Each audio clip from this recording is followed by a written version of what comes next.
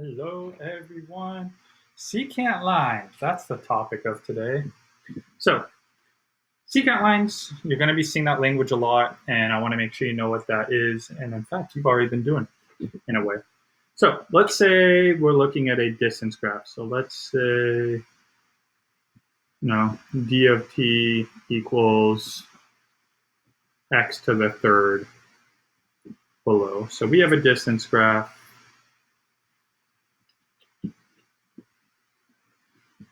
We'll look at it, and it looks something like this. And we'll look at this from 0 to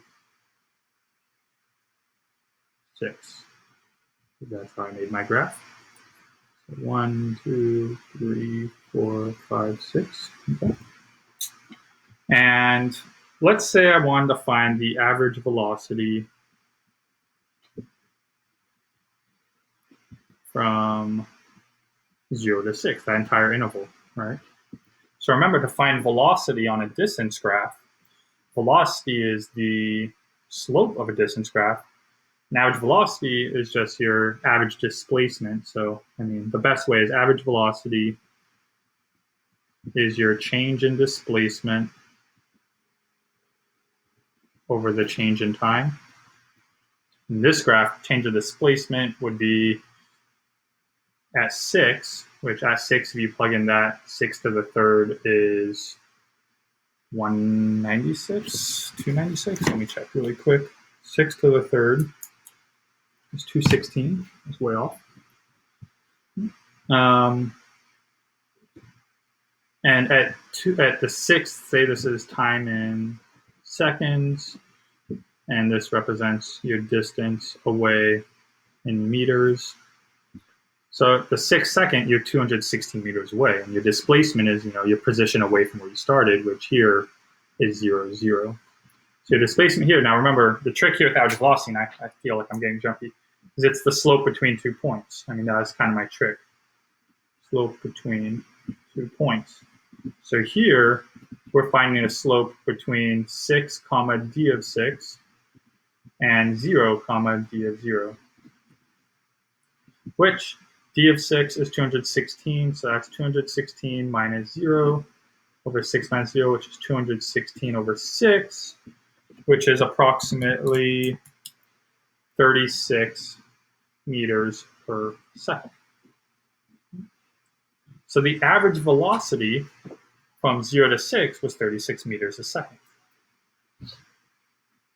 And now if we drew a line from 0 to 6, let me do this in red.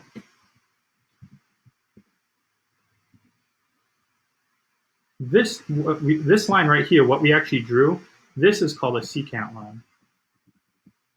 And my informal definition of it is because it intersects 2 times. You'll see later a tangent line, which hopefully you've seen the word tangent before. Tangent line is it only intersects 1 time. Now, if we made a secant line here from 0, 0 to 6, 216, and what's the slope of the secant line here from 0 to 6? Well, notice to get the slope of the secant line, you're also just looking at the points, you're looking at the slope between 0 and wherever you're at on the curve at 0, and 6, comma, wherever you're at the curve at 6. If you find the slope between those two, d of 6 was 216 minus d of 0, 0 over 6 minus 0. And what we'll get is actually the same thing. So the slope of this line is 36, which in units is 36 meters per second. Now there's the big thing, is what do you notice is that the slope of the secant line is the same as the average velocity.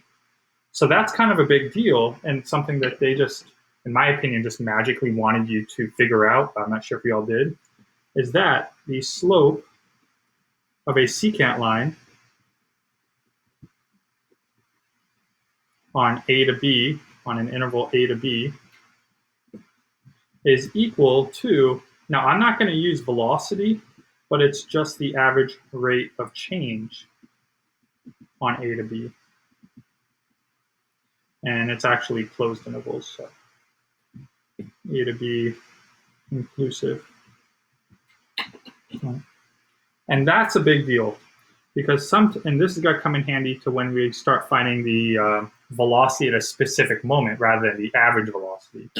So the slope of a secant line, which is again just a line that intersects 2 times, is equivalent to the average rate of change on that given interval. In our case here, and you'll see in your problem today too, it just happened to be velocity because velocity is the rate of change on a displacement graph. So that's the big thing. Secant lines is a line that crosses twice, and the slope of a secant line is equivalent to the average rate of change on that interval. All right. Hope that makes sense to you. If not, hopefully the activity will bring that to light too.